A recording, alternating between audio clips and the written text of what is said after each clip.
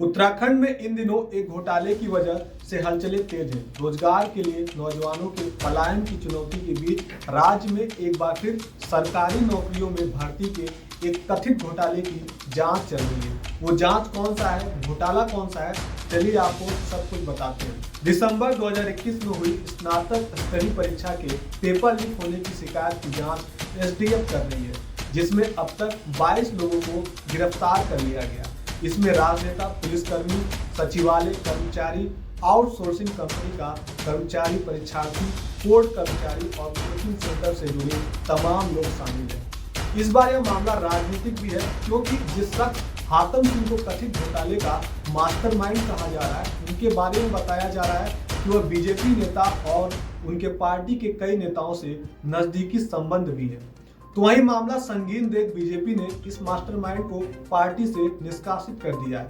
इस केस को लेकर लगातार हमलावर हरीश रावत ने भी मुख्यमंत्री पुष्कर सिंह धामी से मुलाकात की और अपना प्रस्तावित उपवास टाल दिया है। वहीं प्रदेश के पुलिस महानिदेशक की हातम सिंह के साथ तस्वीरें सोशल मीडिया पर लगातार तेजी से वायरल होने के बाद उत्तराखंड पुलिस को एक खास संदेश जारी करना पड़ा। मामला बढ़ने के बाद प्रवर्तन निदेशालय व ईडी की भी एंट्री हो गई। आपको बता दें, उत्तराखंड अधीनस्थ सेवा चयन आयोग यानी कि UKSSC ने विभिन्न विभागों के 916 पदों के लिए भर्ती प्रक्रिया शुरू की और 2,16,000 युवाओं की परीक्षा के लिए एडमिट कार्ड जारी किए गए। इनमें से 1,60,000 अभ्यर्थियों ने 4 से 5 दिसंबर 2021 में आयोजित परीक्षा दी थी। इसके परिणाम 8 अप्रैल 2022 को जारी कर दिए गए और इसके साथ ही परीक्षा में धांधली की शिकायतें भी आने लगी। बेरोजगारों ने कई जगह प्रदर्शन किए और परीक्षा की न्यायिक जांच की मांग की। उत्तराखंड बेरोजगार संघ इस मामले में मुख्यमंत्री पुष्कर धामी से भी मिले और उनके निर्देश पर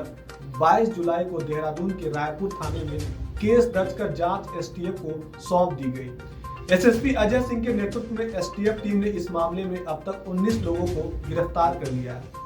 इनमें लखनऊ स्थित प्रिंटिंग प्रेस का प्रोग्रामर और एक अन्य कर्मचारी UKSSC रायपुर देहरादून में पहले कार्यरत रहा PRD कर्मचारी, देहरादून के एक कोचिंग सेंटर से जुड़ा व्यक्ति, उधम सिंह नगर के सितारगंज न्यायालय का एक कनिष्ठ सहायक, इसी तरह नैनीताल और रामनगर न्यायालय में तैनात एक कनिष्ठ सहायक, देहरादून के सहलाकुई में स्थित मेडिकल यूनिवर्सिटी के 2 संविदा कर्मचारी, सचिवालय में तैनात 2 अपर निजी सचिव, उधम सिंह नगर में तैनात 1 पुलिस कांस्टेबल और उत्तरकाशी का जिला पंचायत सदस्य हातम सिंह रावत शामिल है।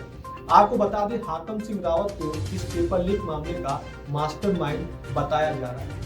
हालांकि एसटीएफ के एसएसपी अजय सिंह ने कहा कि वह हातम सिंह को ऑर्गेनाइजर कहना पसंद नहीं करेंगे। वह व्यक्ति जो इस सबके केंद्र में था और सबसे जुड़ा हुआ था, लेकिन मास्टरमाइंड नहीं। एसटीएफ ने इस मामले की नकदी की बरामदी और पेपर लीक से कमाए गए पैसे से गाड़ी प्रॉपर्टी की खरीद फरोख्त की आशंका को देखते हुए ईडी को पत्र लिखकर जानकारी साझा की है। एसएसपी अजय सिंह ने बताया कि अब तक इस मामले में 83 लाख नगद बरामद किए जा चुके हैं। इसके अलावा यह भी आशंका है कि पेपर लिख कर कमाए गए पैसों से गाड़ियां और प्रॉपर्टी खरीदी गई है। ऐसे मामले में ईडी की सूचित किया जाता है। अगर एजेंसी जांच करना चाहे तो कर सकती है। एक सवाल के जवाब में उन्होंने ये भी बताया कि 50 परीक्षार्थियों संदेह के दायरे में हैं और जैसे जैसे जांच आगे बढ़ रही है वैसे वैसे चीजें साफ होते जा रही हैं। तो वहीं पूर्व मुख्यमंत्री और कांग्रेस महासचिव हरीश सिंह रावत इस मामले को लेकर लगातार बीजेपी पर हमलावर है। उन्होंने इस मामले की तुलना पश्चिम बंगाल के शिक्षक भर्ती घोटाले से कर दी है। इसके बाद उन्होंने मुख्यमंत्री आवास के बाहर धरना देने का भी ऐलान किया। हालांकि 16 अगस्त को वह मुख्यमंत्री से मिले और फिर उपवास का कार्यक्रम टाल दिया।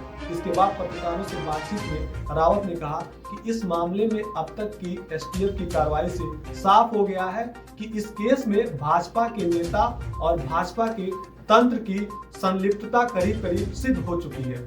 हातम सिंह अपने साथ भाजपा को लपेट चुका है।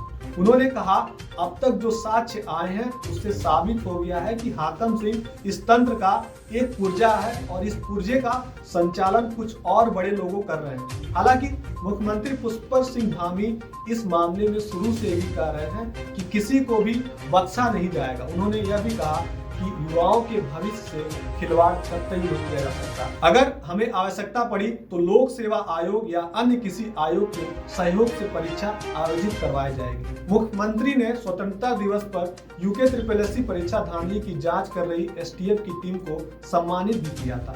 इधर अभी तक इस पर कोई फैसला नहीं हुआ है